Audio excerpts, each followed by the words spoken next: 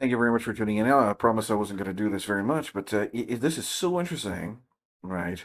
And what do we see here? We see a whole bunch of people getting deceived, right? So, as part of this, and this is relevant, is that there's a huge deception at civilizational level scale, right? All right. So, within the Book of Enoch, the idea that writing and knowledge can become instruments of corruption is concentrated, especially around the fear of Penema. This is First Enoch 69:8 to 11. So the text makes a striking claim that he taught children of men the bitter and the sweet, and revealed them all the secrets of their wisdom, and specifically taught them writing, whereby many have gone astray. That framing is unusual because in most biblical translations, writing is neutral or even sacred. Here, however, it is portrayed as a double-edged technology that, when introduced prematurely or without moral constraint, enables several forms of corruption. First, writing allows deception at scale. Right? Spoken lies are limited by presence and memory, but written words persist, travel, and carry an illusion of authority. In the Enochic worldview, this makes it easier to formalize false teachings, codify harmful practices, and mislead large groups. It is not literacy itself that is condemned, but its use to systematize error. So it's a systematic error, right? So that's what they're saying here. So basically, the false teaching is not just spoken; it's actually written, and that is carries the illusion of authority, right? So over here, right, this written false teaching, right, right, carry an illusion of authority. Incredible thing, right? What do we have? We have all this stuff written down, right? This is clearly false, but since it's written down, then people will, and that's very, very powerful, right? What is powerful is that the people believe this. So many people believe this, right? Why do so many? And that's one of the questions that we've been asking on this channel. Why do so many people believe this? And I'm not saying this is the answer, but this double-edged technology that, when introduced, prematurely or without moral constraints, enables forms of corruption, such as deception at scale. So a whole bunch of people, right? So you go on a social media or just ask any person on the street, right? They will believe strongly, strongly, strongly believe this, right? Right, that is what do they believe? They believe that the implantation is the starting of a pregnancy because it's written down. They will believe that heliocentrism because it's written down. It's been written down, before they were even ready to seriously consider these. What are these elementary school teachers teaching? Heliocentrism, right? The idea that the implantation is the starting of a pregnancy. All these ideas, right, are written down, right? Especially the heresies of the Roman Catholic Church, for example, any kind of thing like that, right? Which is clearly false, right? And to to get away from this requires a significant amount of willpower. Like it really is not easy. This is a heresy that sticks. It's a sticky heresy. What does that mean? That means that the believer will just most of these people would never stop believing it. Another one is the idea of multiversionalism, right? Multiversion. So then you got the NIV, NASB, American Standard Version, New American Standard Bible, and all this stuff, and even the Message, and all these nonsense things, right? This is the Bible version issue. So this is a huge, huge, huge, thing. If you're not sure about what I'm talking about, just you know look at the differences for yourself between the King James and the new international version, the NIV, KJV versus NIV, right? You'll see the huge difference. Then you start asking yourself, well, why?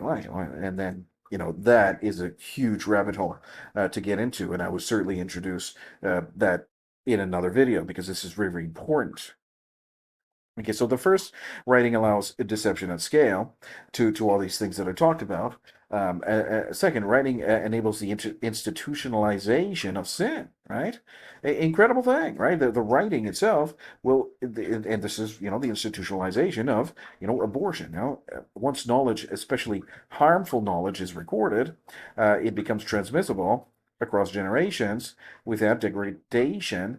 Techniques of violence, occult practice, or manipulation no longer die with the individual, they become tradition. Right? This aligns with the broader Enoch narrative that forbidden knowledge accelerates human corruption beyond what would occur naturally.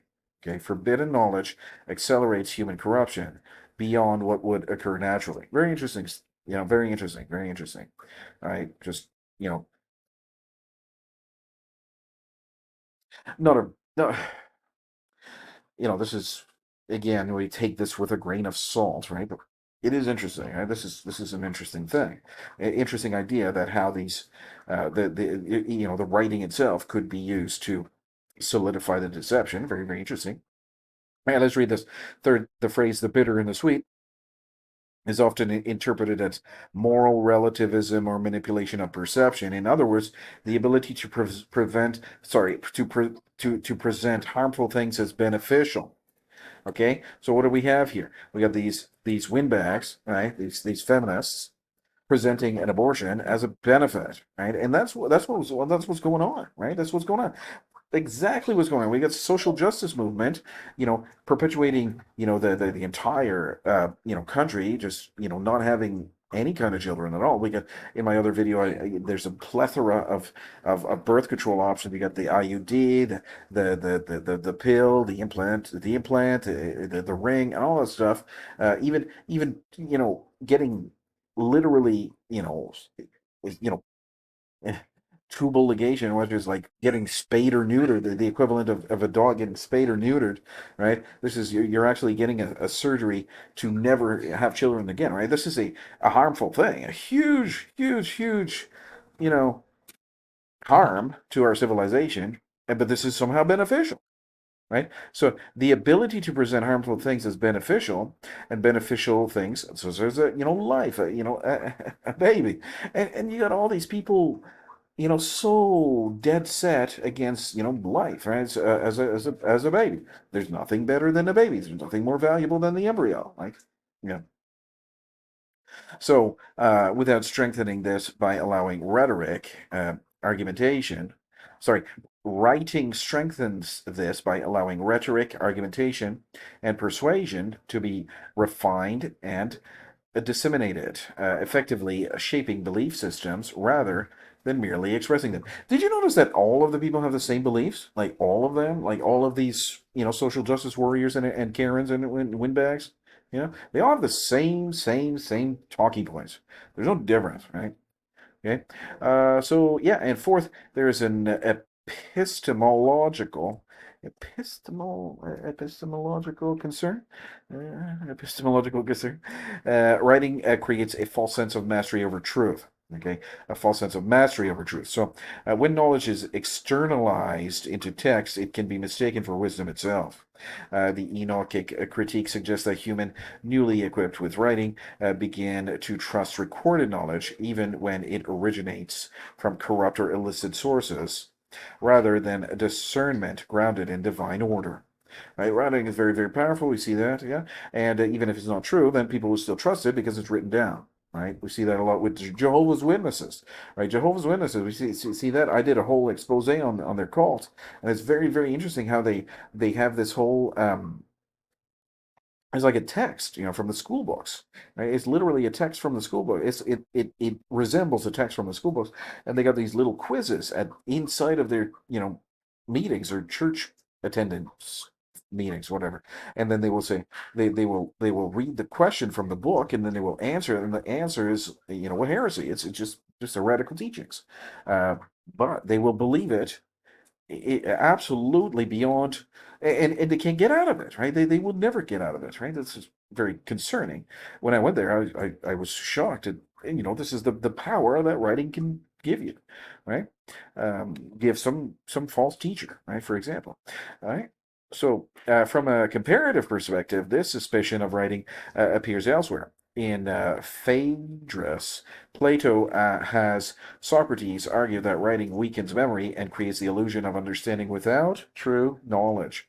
While not identical, the concern is structurally similar. External knowledge technologies can distort cognition and ethics if misused. So, in Enoch, the first Enoch, moral and intellectual corruption tied to writing is not anti-literacy stance in a modern sense. It's a warning that about information power without moral governance. The idea that once humans can record, refine, and propagate ideas, the consequences of falsehood, manipulation, and harmful knowledge ex- expand dramatically. All right, so all that to say, is you got these false teachings, right? And you have to, how do you know? I mean, you all you got to do is open your Bible and open this false teachings, and there's something that does not match. For example, I give you an example. Call no man father, right? You see the priesthood, right? Let's say, for example, the Roman Catholic. I'm just giving you an example.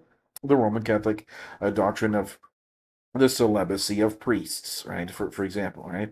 Okay, so you see that a man must be married with one wife, the father of children that are in subjection in the household. We see that in the New Testament, but then in the Roman Catholic, we see this celibate priest, right? Confessing sins and giving out the Eucharist and all this stuff. These are heresies. Well, how do we know? These are written down, right? So many people will believe them.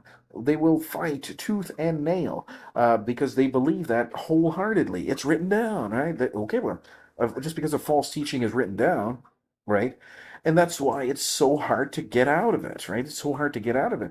These people saw it written down from their early their early childhood, right? They've seen these things, these false teachings written down, the teaching of the Eucharist, the celibacy of priests, the confession, the purgatory, for example. They've seen these things written down in the Roman Catholic Catechism, and they believe it because, I mean, it's written down, right? It's written down, but who wrote it down? They don't ask that question. Well, it's a false teacher that wrote it down, right? So this is very interesting. So what do we see here in this channel here? It's about abortion, right? What do we see here? We got and the bitter and the sweet here. We got the harmful things as beneficial, right? These are killing babies. This is not. This is not beneficial at all, right? There's nobody going to get a benefit. The mother certainly will have, the mother of a dead baby would certainly not have any kind of benefit, right? It would not, maybe temporarily, be able to boost her career, but at the end of the day, being a mother of a dead child is not it's not an enviable position at all. It's really, quite sad, right? Um, so to present harmful things as beneficial, it's terrible to sterilize yourself even permanently, like we saw in the other video about the methods of contraception, and they would never talk about you know keeping your knickers on. They would never talk about that, right? It has to be. They want to get you sterilized. It's incredible, this whole thing. What's going on? And my own family's part of it. It's beyond disgusting. But anyway, what do we got here? We got the technology of writing being used in basically mind manipulation, in belief manipulation. And what do we got? We got these people 100% wholeheartedly without any kind of you could never talk them out of it, right? Why? Because they're stuck in this thing, right? This kind of, authority, given to them by a false teacher, right? It's incredible. So has this technology being, it has this idea of this writing being used to create this mind control? Has this been given to us by a fallen angel? I don't know about that, but it's a very interesting thing that we see here, and the technology of writing being used to basically manipulate the minds of a whole bunch of people, like the whole country, basically. The whole country gave, imagine that the government of Canada gave Morgenthaler the Order of Canada, right? This is the worst thing that ever happened to Canada, and they gave him the Order of Canada, a medal of the Order of Canada. I cannot put it to you any plainer. This is not beneficial at all. This is extremely harmful, and they gave him one of the highest, honors of that the government can give. It's incredible. What do we see here? Right? We see it. You see it right with your own eyes. Anyway, thanks for tuning in. I'll see you in the next video.